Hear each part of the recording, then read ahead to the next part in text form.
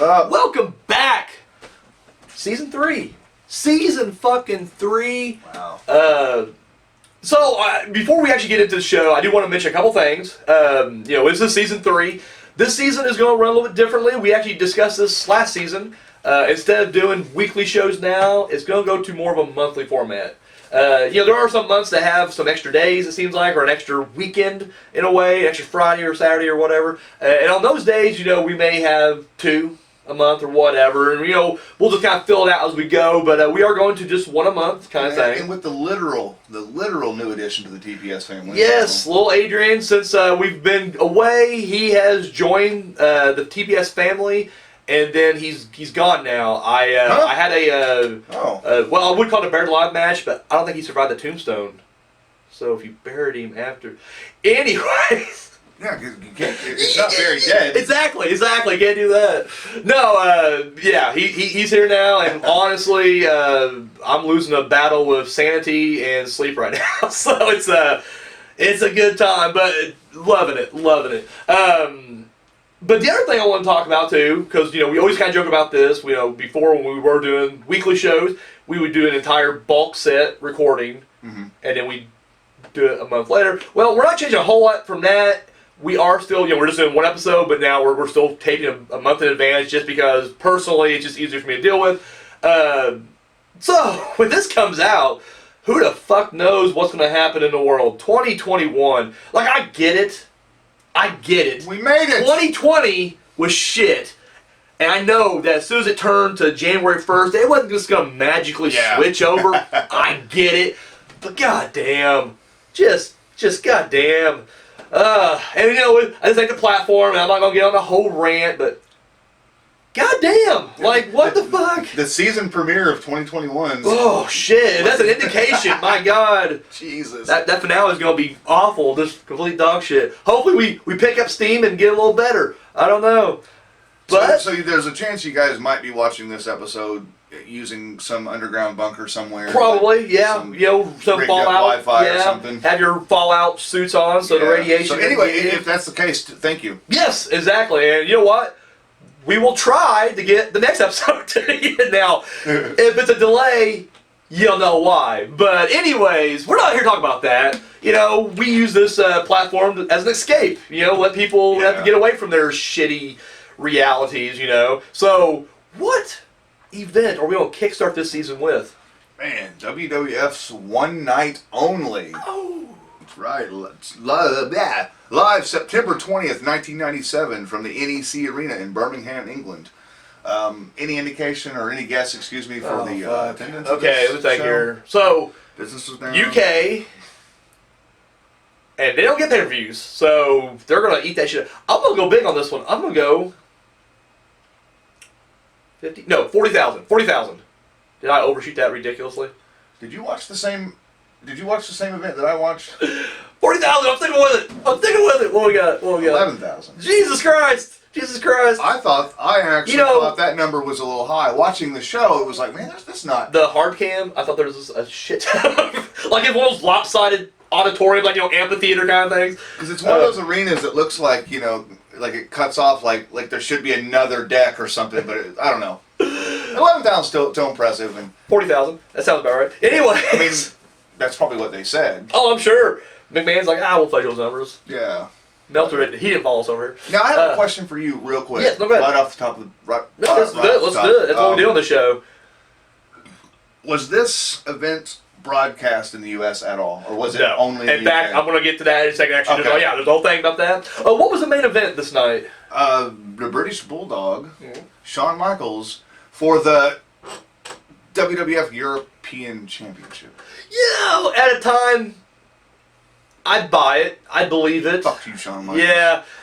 We'll get to that too. But, I kind of forget just how, I don't want to use the word prestigious or not, but it did have a little bit more importance and weight to it at one time. Yeah. Now, granted, as the years would go by, lose it, but at this time, I think it's Thanks, still... D-Lo. Yeah, D-Lo helped us out. He pulled it off. I would say Midian in that era may have been kind of like, but enough about that. We're here to talk about the match we're going to be talking about. World title match, Undertaker versus Bret Hitman Hart. Now, build-wise, there isn't a lot of build because, I mean, even though, and I'm going to say this and contradict myself immediately afterwards, this is a glorified house show for the most part. Now, there is something that happens very important to everything at the end, but initially this is just a UK exclusive pay-per-view. Yeah. Wasn't meant to be, wasn't furthering storylines. It was what it was. Is this their first one? Because I know they would do it a few more times during the Attitude Era. Yes. This is the first exclusive one, yeah. Okay. Yeah. They did go there, this is the second UK pay-per-view, because the first one was the 92 SummerSlam. Well, okay. But yeah, but as far as the actual, exclusive, just UK only, yeah, this is the first one, but the first of many, because they would go back for Rebellions, and they had one No Mercy. Insurrection was another one. So I mean, so they had a bunch of them like that. Capital Carnage, I think, is another one they did at one point. So Jacqueline's boobs got out of one of them. That's Capital Carnage. I'm a fan. Anyways, so the storyline here, talking wise, once again, wasn't a whole lot of build up on Raw or anything. But this is just a rematch to SummerSlam. Once again, if you guys remember at SummerSlam, Michaels was a special guest referee. Went to go hit Hart that chair, missed, hit Taker, but still counted at 3. And I do like that moment. Oh, great moment. Yeah, and, everybody sold their moment perfectly. No, it was a great match. And so was supposed to spit on his chest. Well, he aimed for the chest. It just accidentally got him right in the fucking mouth. Right. Gross. When they showed the replay of all that during this one, you can still see it. And I remember you mentioned it there. I didn't notice it the first time, but that spit is right there on top of his lip. It's just like. He just sets it like Sean doesn't wipe it off. Doesn't sell. He's just like fuck it. But I had another question too. When you're talking about build, since this was a UK exclusive pay-per-view, was there really not too? Because if I remember correctly, the later ones, I remember they would say, to our, they do the last Raw before that pay-per-view, to our UK fans, be sure to tune in to Sky Sports or whatever, Sunday night for, Capital Carnage or whatever. But it wouldn't be like they wouldn't really talk about it too much on Raw. And the same thing here. They would mention it in passing, but it wouldn't really be a big build. Well, that was, so what they did was in this one, was they were, hyping up their UK exclusive thing, but then Hart would go on to say, and this was for kayfabe, that he had it in his contract, because at this point he's doing his anti-America thing, and so it's in his contract that the American people will not see my match, which he wouldn't know how true that was for a while, but I'll get to that in a second. But anyways, he was like, guess what? Since the Americans don't appreciate me, you're not going to see this pay-per-view. And I'm just like, wow, you really have that in your contract? Like, I'd feel like, you know what? You can't have Survivor Series, or you can't. No, but he was just like, nope. Can't have one night only. But anyway, that was kayfabe. He was like, you can't see it, and that's why it was UK exclusive. It's like AEW during the COVID and no fans. And Jericho was always like, well, I'm not allowing fans in the building. I'll tell them when they can come back. And that's just fucking so gold. I love it though. I love it. So, so Taker's pissed. He wants his title back, and that's where we're at here. Now, that's kayfabe. Let's get to what was really going on. Now, this is all according to Hart and other sources, which I'm guessing they probably got from Hart shoot interviews. So, but I did see a couple interviews with Hart talking about this. So this is from his own book. Oh, he does have a book. I never read it, but I'm sure this is in there somewhere. I'm sure there's a chapter on this in there somewhere. So if you'd like to read it on the toilet. I'm good. I'm gonna have to finish that World War Z first. Anyways, as they are getting close to this pay-per-view, according to him, Michaels gets in the ear of Vince McMahon because apparently this was supposed to be the main event. No. Taker versus Hart, world title, main event. Did you say Michaels got And Michaels, who is at this point is the master politicker, gets in Vince's ear and convinces him, like, hey, listen, British Bulldog, he's the home countryman. European title, we're in Europe. Vince, it makes sense. And Vince is like, yes. Now, I will say this. We are in the same camp of world title goes on at the end of the show, no matter what. Now, there are the exceptions. I will say 98% of the time, yes. The exceptions being, if you have an unsanctioned match that doesn't have a world title involved, yes. If you are on a pay-per-view that schedules a gimmicky main event match, i.e. Royal Rumble, World War III, even King of the Ring, they don't ever do that, they should. Firefly Funhouse. or a war game, something like that. But no, I think if you're a world title or world champion, goes on the end of the show. But they did do this before, and we mentioned it earlier. SummerSlam '92, world title match was Savage versus Warrior, and that was on the middle of the fucking card. And the main event was IC title match, Hart versus Bulldog. So it's like, I get it. And then Michaels goes a step further, and he's like, well, not only should we have my match be at the main event, I should win the title. And I guess there was no plans for Bulldog to drop the European title. And Michael's like, listen, we got the match coming up with me and Hart at Survivor Series. How much heat would I have if I took, his brother-in-law's title in his home country? And Vince was like, yeah, that sounds great. And that's what we get. Now to go a little further. That's enough, right? That's enough. Like, that's enough. No, go a little bit further. Damn, when stop. Hart shows up, this is like 2020, the event right here. This keeps getting worse. So when Hart shows up at the NECA Arena or NCAK, whatever the fuck it is, the NECA. When he shows up at Birmingham, now apparently the poster's there. I have not seen this poster, the original poster. All I keep seeing is like, I guess the DVD release years later thing. But there is no Hart or Taker anywhere to be found, I guess. Or maybe Hart versus Taker on there. And Hart is fucking furious. And he claims, see, Hart versus Austin right there, and Taker versus Ahmed Johnson. Yeah, they kept that. Wow, Anyways, I didn't even notice that. Yeah. Wow. So I guess that's why he's talking about. He must be referring to that, because is that to say the original promo underneath it? Shit, hold it's on. all right.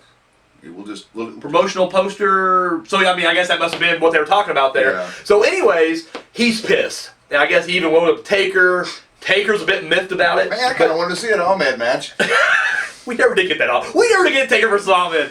They've been teasing that all fucking '97. Anyways, Taker's miffed, but Taker takes a little bit more. He's just like, listen, it is what it is. Let's go out there and tear the fucking house down. And that's what they end up doing, However, Michaels ain't done. No. So then... Oh, wait, there's more. There's more! So, anyway, we get to the end of this, and if you've seen the main event, Michaels beats Bulldog. Now, he does it with the help of the entire DX. So it's him, Triple H, Chyna, and Rick Rude. 4 against 1, and Hart... And apparently that's how Michaels booked. He's like, that's how we should do it. And Vince was like, sounds great. And Hart's like, why wouldn't me and Owen run out there to help out? And they're like, great question. Don't worry about it. And so it really is like Owen and Bret is back there like watching the monitor like, son of a bitch. Should we go out there? Nah, by the time we get out there, it's already be too late anyway. Like, it makes no sense in kayfabe at all. But Michaels did, and so Hart was pretty bitter. Now, So I'll get my Jim Cornette reference out of the way early today. go right ahead. Fuck you, Shawn Michaels. Exactly. There's a little bit more. There's a little bit. This isn't necessarily Michaels here, though. So when this... Just edit that in. Yes. So when we get to the end of this, by the time this comes out on DVD or VHS back in the day, the Monte Hero Screwjob already took place. We're already, there. This match is edited off the card on the VHS release. So when you watch the VHS release, there is no references to Hart and Taker, and the match is gone. In fact, Hart would say later on that he was so pissed about that. Damn, that's But shit. when they finally did kind of reconnect that first time when he was in the Hall of Fame, and then he had his DVD release, he actually requested that match he put back on there because he said he always felt like this was one of his better matches he had with Taker, and that he was always mad that somehow I guess the Canadian fans got this, but he didn't explain how. So I'm not sure. I looked into it, I didn't know how, but somehow the British fans on their VHS got it, and somehow Canadian fans got it, but U.S. fans never got it. So this was actually a match that unless the U.S. fans weren't supposed to see the match. They took that to heart, right? Right, you said you don't want him, It's had nothing to do with the screw job. We have all your other matches intact, but this match, you said. So anyways, that was kind of this long, crazy story about, the match and the fallout from here. But as far as kayfabe goes, this is just a rematch. Just a rematch for the world title, and Taker's hoping to get his title back. That's it in a nutshell. Wow. So let's get to the actual match, I guess, here. Who would have known there'd been so much backstory to a fucking UK exclusive house show, but whatever, there was. Side little note here, I read this too as I was doing my research. Apparently this is the last pay-per-view to feature the red, white, and blue ropes until the Great American Bash 2004. So a little piece of trivia there. Not sure if that's true or not. I will not go back and fact check that. But you can put your comments exactly right down there. Right down there. So anyways, we'll get to the match. Taker comes out. Hart comes out. And I will say right off the bat, they both have like equal crowd support. Yeah. It's crazy. Starting off, they're both just uber hot. Both of them are, going on for it. I'll hit some highlights. If you got anything to add, just jump right in. The first thing right off the bat is Hart takes off the turnbuckle pad. And, of course, we all know Chekhov's turnbuckle pad law is that turnbuckle pad gets taken off. Someone's going to eventually get ran into that. However, usually the person who takes the pad off. Exactly. He's usually the one who fires that smoking gun. However, Hart takes his patented sternum first fucking bump into the metal, and you're like, son of a bitch! And Taker takes over. And it's funny because at that point, the crowd starts to turn against Taker. And he still has cheers, but there's a lot of boos going his way, and people are hot for Hart. And visually, even though they're both cheating, it is like Hart's the underdog. You are kind of like, I know we're on the Team Taker because this is our, Journey to Dark, but you're kind of like, come on, Hart, like, fuck. You're the small guy. Come on.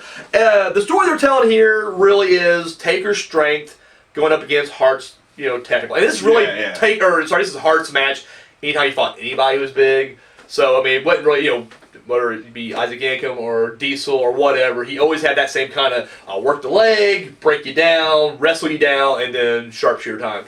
And he does the same thing here. Difference is Taker, at this point we mentioned before, he's kind of out of the dead man vibe. Like, he's still dressing gothic, but now he's very much a very human Taker, and he's selling for Hart the entire time. Like, there's not one move that he doesn't, know so. So, I mean, literally, one of my favorite moments is the moment where Taker gets taken down, and he goes to sit up, and Hart just instantly clotheslines his ass back down, and I was like, yes! It shows that Hart, he was never afraid, but now he's having to take the fight to him even harder.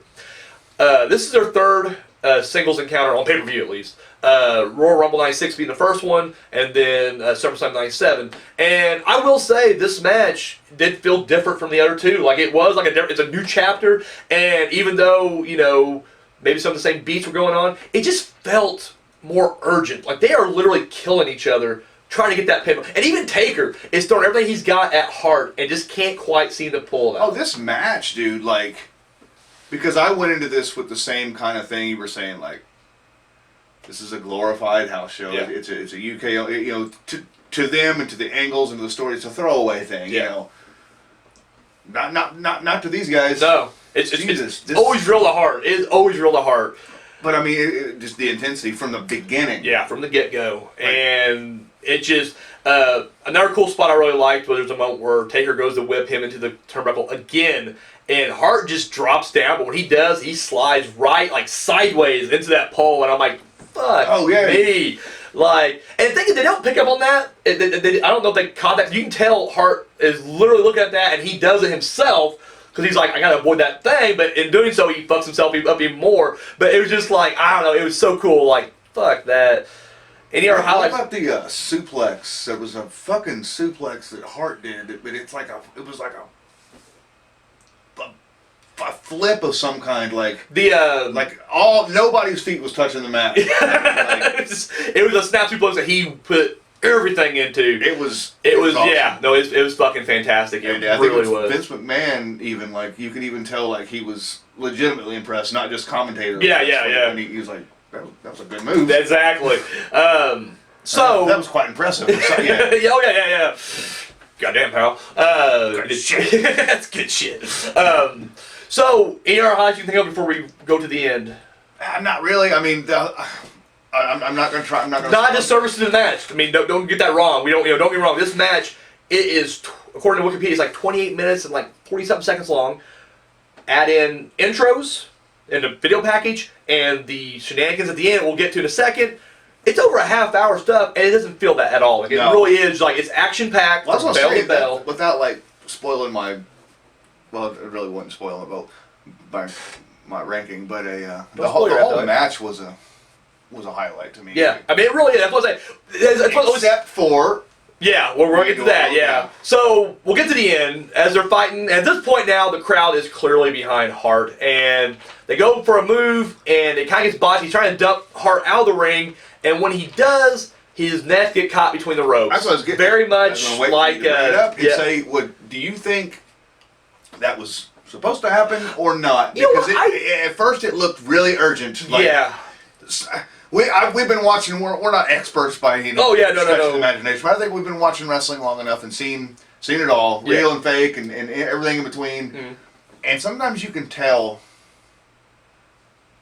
something's wrong there.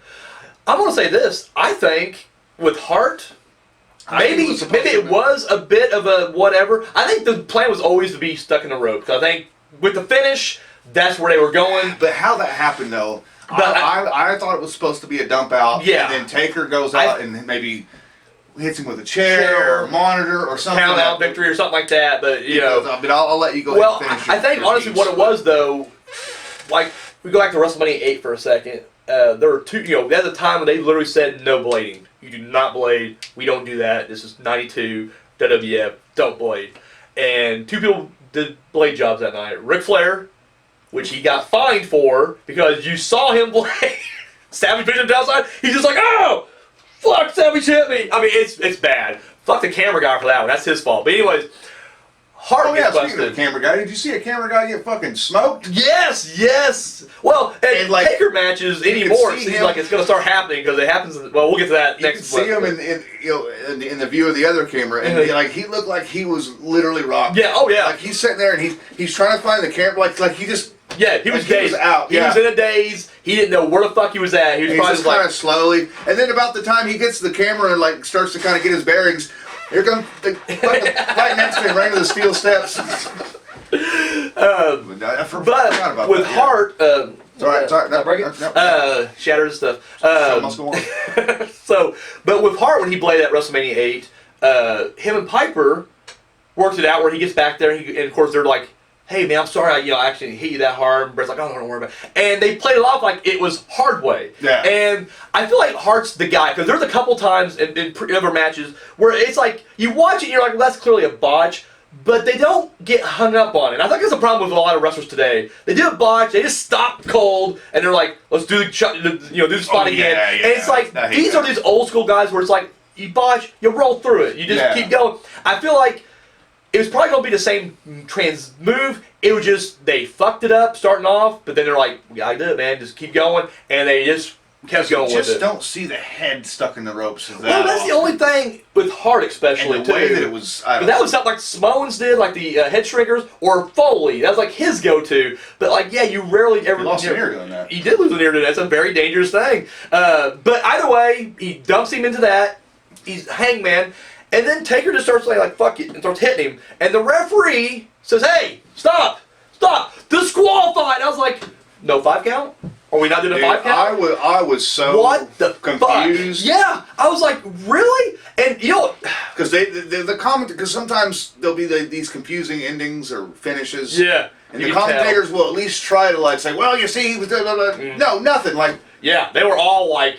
And you know what? That kind of goes with what you're saying, though. Like, maybe it wasn't planned to be Hangman because clearly the referee's like fuck and Hart's just like fucking ring the bell. Dude, he clearly couldn't get out. Yeah. The ref kind of snuck over there and was trying to, Yeah. And of course, again, you're talking about two old school guys. Undertaker's not just going to stop what he's doing and say here. Yeah. Let me help you out there. I'm sorry, but okay. Like fucking, so they kind of had to... You know what? Maybe that is. I mean, I saw 2 shoot interviews regarding this match with Hart, and he never mentioned it either way. I mean, maybe but not. Still yet, though, it's like, everything else kind of fits in the...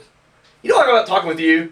Is like, you'll throw your opinion at me. I already have mine set, and then I just go full circle with it, and then at the end I'm just like, yeah, you're probably right. Like, it's like, yeah, I think that's right. Yeah. No, I'm just like, you're not even convinced. I convinced myself. As you're like, well, here's my evidence, and I'm done. I'm like, yeah, well, that's stupid. But here, and I'm like, okay, I'm gonna take a little piece of that evidence right there. Yeah. Okay, well that over. Fuck, he probably did buy these guys. You're right, because that's what pissed me off. It was so weird. Like the whole from the flip over to the bell ringing, the whole thing was like chaotic. But like I said, like not in like a but like you could almost see there was something going on. Like because like I said, the weird thing that threw me off right off the bat was that, and it's not gonna hurt my final score. I will tell you right now. I'll get to that when we get to that, but. That had nothing to do with my final score, although if we were to be more meticulous and do like out of 100 or whatever, I'd drop a few points on this. Because as I'm watching it, he's hitting him, referee's like, stop, disqualify. I'm like, 5 count. Exactly. Pro Wrestling 101. And I take back to automatically, there was a Survivor Series back in like 88, and it was Andre the Giant and Jake the Snake, and of course Andre gets himself a disqualified match. What he does, has Jake in the corner, and he's using his singlet to grab around his neck. Oh, okay. And of course, when the referee sees it, referee counts to 5. Well, first he says stop. He's trying to get him stop. Won't stop. The second referee in the floor, they always had 2 of the Survivor Series, he jumps up there. So they're both like, Andre, what are you doing? He's just like, I'll kill him. And so there was like 1, 2, 3, 4, 5. Still nothing. And they're like, come on, Andre, let him go. And they do the 5 count a second time. And I'm like, the most lenient fucking referees, right? And then this guy is just like, stop, fucking, you're done. I'm just like, what the fuck? So, anyways, disqualification. At this point, Owen runs out there to try to help get Bret out. Which, once again, the only thing that makes me wonder, like, if there was still supposed to be some sort of DQ Owen finish. could come out and help Bret, but not Davey. Davey, you're on your own, buddy. You get the support of the whole crowd. You're fine. So at this point, Taker's pissed, turns around, and this has been his 97 deal right here. He grabs the referee and chokeslams him. Somebody had to get chokeslammed. Someone's getting chokeslammed. So then, more referees come out there to help Bret, and then they don't mention him by name. Just the official. The official, but Gerald Briscoe gets up there, and Taker brings him in. Drags him, and then chokeslams him, and dude, he takes the craziest. Yeah. He like. Okay, when you do it, flipping. He's gonna go, and like Taker almost had to like shit. Oh, he did. He had to adjust him in midair so he wouldn't break his neck. And I'm thinking that had to be because at this point right here, Briscoe's neck is like back. Like if he would have went on down with it, it's like he's trying to take the full bump, and Taker's like, "I'll give you the bump. Like, don't worry about that. I'm bringing you down." But he's just like, "I'll help you out, Taker." He's like, "Shit," and he had to, really scary. And I'm thinking myself, I don't know how old Gerald Briscoe is there, but he's clearly like in his retirement years. And so that's the other thing, I guess. If there was a botched finish, I'd say it was still going to 40s. Was he probably in his 40s? Maybe early. I was gonna say if I had to give an actual guess, I was gonna say like 53 probably. He's 70-ish now. Or is he? Well, shit, that's almost fucking. That was 23 years ago. Okay, so yeah, that makes sense. In his 50s then probably. But I'm thinking to myself like that wasn't a improv moment where Gerber's like, go ahead and chokeslam me so we can salvage it. So it seems like there probably was going to be a DQ finish, and then Taker was going to take out ref, and then Gerald Briscoe. But you're right, maybe it wasn't meant to be. If anybody out there knows, for fuck's sake, because I mean, because it just seems like we go pay-per-view to pay-per-view. So I'll never re-look up One Night Only ever again. So if you guys have to know more information about this, please drop that shit below. Educate us. People do this from time to time, and we appreciate it. Like I said, we'll be the first to admit we're a couple of jackasses who just love watching wrestling, and we do the bare minimum when it comes to research. Yeah. It's mostly just mental, like what I remember from the time, and every now and then I'll look up a couple things, but no. So he chokeslams him. At this point, Owen and Bret and the referees are making their way out. So Taker starts stalking them, and then this British announcer is just like, well, the winner of the match by disqualification, and Taker's like, what? And he walks back, and then the guy, smart, jumps the barricade. He's like, fuck this, and just takes off running, which I thought was brilliant, because I was like, bro, you're not a full-timer. Like, Gerald Briscoe, he's an official. He got chokeslammed. You're just the guy we're helping out in this UK thing. Like, you're just a local guy who we're giving a big chance to. You're going to get fucking tombstone on a goddamn ring post, all right, motherfucker? Like, you ain't got no chance in hell. And he knew it. He was like, I'm out. I'll see you later. And so that was the match right there. Simon. How about the, I forgot to mention that too. Not that this affected the match at all, but it seems so weird in a WWF production. That tacky piece of black fucking plywood at the end of the ramp. Like they're coming down the ramp, and it's like the rampway, and then you've got the ringside area. But like in between the rampway and the ringside area, or around the ring there's just like this, literally just a big fucking piece of plywood painted black. Like they set the ramp up and was like, shit, we still got like 6 feet of fucking space to fill here. I didn't notice that, actually. I don't know. It's just, I noticed it was a little elevated, because they have a spot outside where it looks like they're about to both fall into the crowd, and he has to kind of like shift. They both go down. So I felt like that may have been what it was too. It may have just been something to kind of give a little bit of a little bit more room between or whatever. That's something I forgot too. There was for some reason an elevation. Well, I noticed that with like foreign pay-per-views, they do that sometimes. I'm like, why? Like, you don't do that here. Like, why would you do it over there? Like, are they just like, we got a big bump here and we're not going to change it? And they're like, oh. Because and I know we're getting off on that's what we do. Here, but since he was our main event, I'll mention him a little bit. Didn't Davey get seriously injured once at I think it was a foreign pay-per-view where like there was an issue with the way the ring was set up or something, like he... I don't know. I know with him, it wasn't foreign, but at the Fall Brawl, because they had a trap door. Well, I know that's okay. No. Now, I remember Rick Rude got fucked up because he got back dropped in Japan, and they had the elevated thing again, and that's what fucked him up. But they kayfabed it and said it was Sting that injured him or whatever. But really, he got backdropped. Kind of like how Michaels gets backdropped here in a little bit on Royal Rumble on the casket. Yeah. Same thing. He got backdropped on that little elevated thing, I think, and that's what fucked him up. I think. Again, if you know the truth, tell us down here. Simon, I think that's great. what did you think about this? What's your 4-star rating or out of 4? What's your rating? And give us your review. It's 3 stars because the ending. Yeah. They lost a point for that. I mean, the match was 4 stars, easy, but that ending, just because it was so confusing, and like I said before, like it may or may not have been. And I'm not trying to change your mind. Oh yeah, no, you're fine. But it just felt botched because it just was. He's hung up in the ropes, and even Taker's punches to him. The first one doesn't land at all. The way that, and again, I kind of blame the cameraman for that. I mean, it was just. Yeah, the first couple, he doesn't even barely get him at all. So, but it's like maybe Bret was like, don't. Yeah. This is real. But in that, and then just all of a sudden, like, ring the bell, and like you said, no 5 count, no, get off, get away, nothing like that. Just ring the bell. Instantly went home with it. So. And then again, no explanation afterwards. Like, well, you see, they had Bret in the ropes, and they wouldn't let go, and he had no choice. Which Jim Ross is a master of, because if you watch early WCW and all the fuckery that went on over there, he was constantly doing that shit. Like, well, here's why. It may seem confusing to you guys at home, but let me explain. So disqualification happened, and then just like, well, it's the match. Go home. And then, but.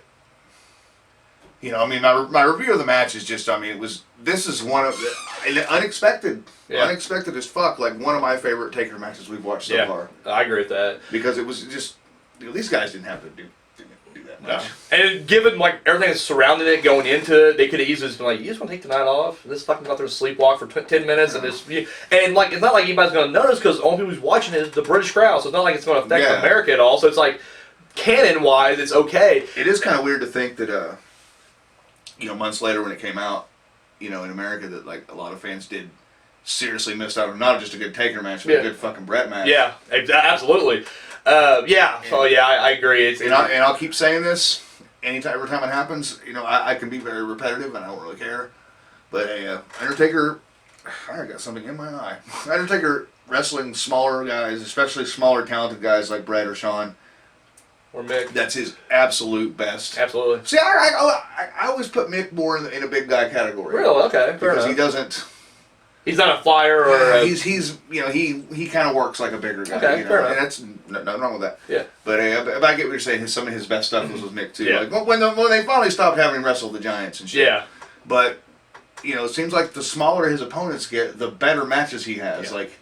And especially, like you said, when you got someone like Hart in there, or Michaels later on. I mean, just go back and watch quick clips from 1990 to 1997 and just watch him go from, this kind of shit to like what we saw in this match.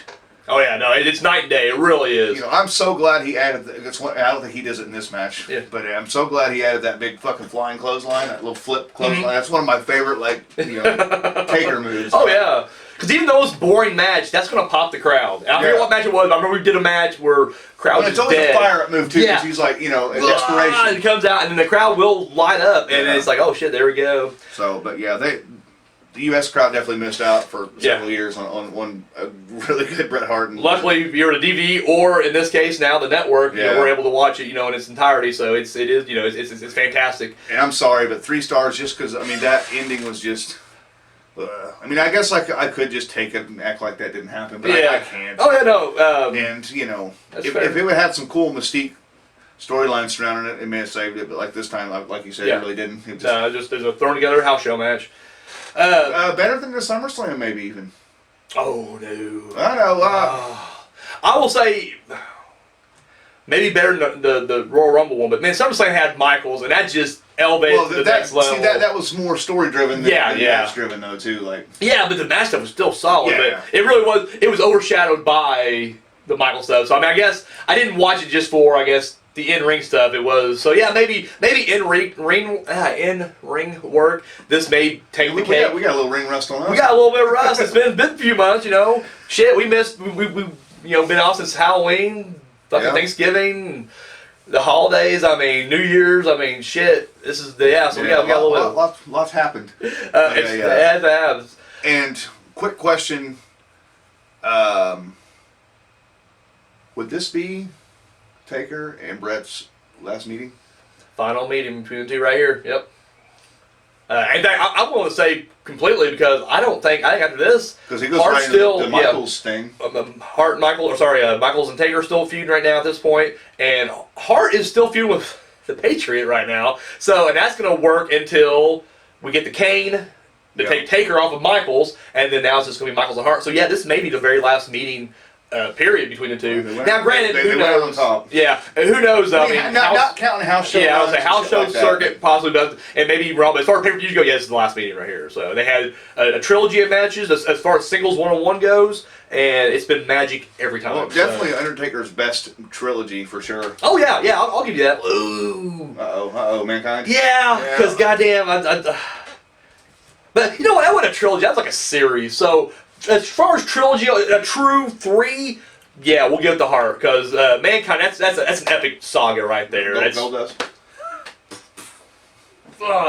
start with the big match. Yeah, let's work our way backwards.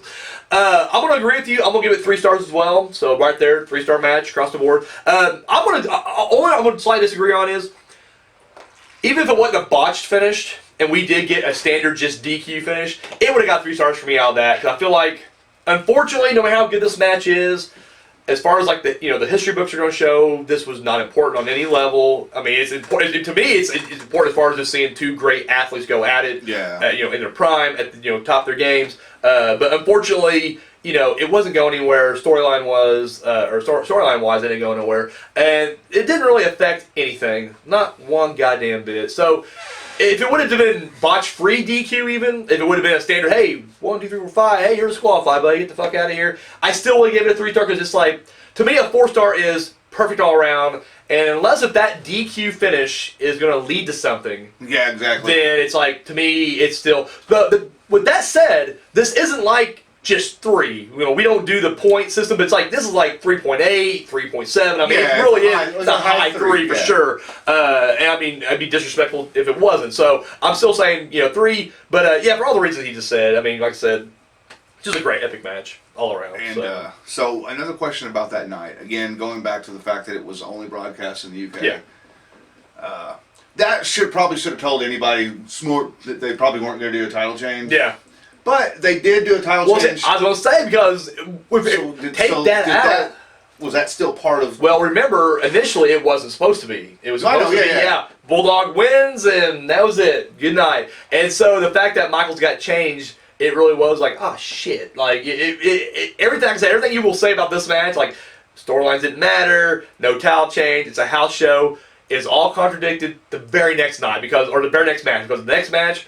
It was a storyline that was going to feed into Hart and Michaels. Mm-hmm. It was a title change, and it was something important that happened. Like everything that happened at One Night Only, the only thing that people talk about is the title change. Like no one's talking about Mankind. Well, they had no choice on the next day on Raw. So it's like European champions now, HBK. Here it is. So everybody's going, well, how? Exactly. So that was it. And so once again, there you go. I mean, so yeah, that was. It's a house show. At the same time, it was one of those lucky house shows, Because I know, like, the Raws after the European pay-per-views, they would usually just show, like, a quick couple pictures. Yeah, we want to thank our European fans, our UK fans for enjoying, the pay-per-view last night, That's it, yeah. That's usually what you'd end on, and that was it. Or maybe a quick video package of, like, the fans outside, this is us last night in the UK. Exactly. The pyro, and you see a couple entrances, and that's usually about it. There's no story that comes out of it, but at this time they're like, well, fuck, now we gotta actually do it, and we gotta start putting that shit on, whatever. So, 3 stars. That was it. Yep. Good, solid match to come back on. Like if we're gonna have a season finale or season premiere, that's the match you want to come back on. What are we gonna look at next week or next month? Sorry, I don't remember. I think we're going feeling a little bad blood.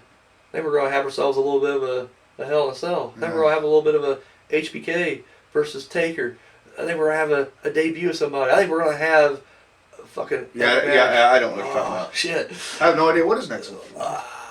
It's March. At least it will be when it's there. So. Is that when Isaac Yankum? I hope so. You know what? I give all the points in the world. He literally came out there in a dish, just like, you know what? Fuck this Kane bullshit. This is the real gimmick right here, or just fake Diesel. Just Diesel comes out there, just like, listen, here's the thing. Fuck yeah. I'm the Unabomber. But no, I definitely Christmas looking forward to next. Oh, it's gonna be awesome. Yeah. I can't wait. We're gonna get into some fun stuff coming up, so that's what I look forward to this season. So, guys, thank you for tuning in. Once again, comment, all that stuff down there. Subscribe, give us a thumbs up, all that good stuff you do right here on YouTube. Something I'll tell you. Was it click the notification bell to You know, I never push down anybody because get notified about it stuff? bugs the shit out of me. Like, the people I like to watch, I watch. I don't need to be notified. Like, I watch Wrestle Talk, Wrestle Regret, Cinemassacre, Cinema Sense. Like, this shit I watch without being told. Yeah. It's like... We know their schedule. Exactly. And so, we're a small following, but what small following we do have, they tune in. They don't need to be notified. Exactly. So fuck it, don't hit that thing. Fuck that. It's Don't just one worry more that shit. notification you don't need. One time you want to ring that bell as if you're getting disqualified. Make sure you got the 5 first. All right, I'm Daniel. Simon. We're out of here.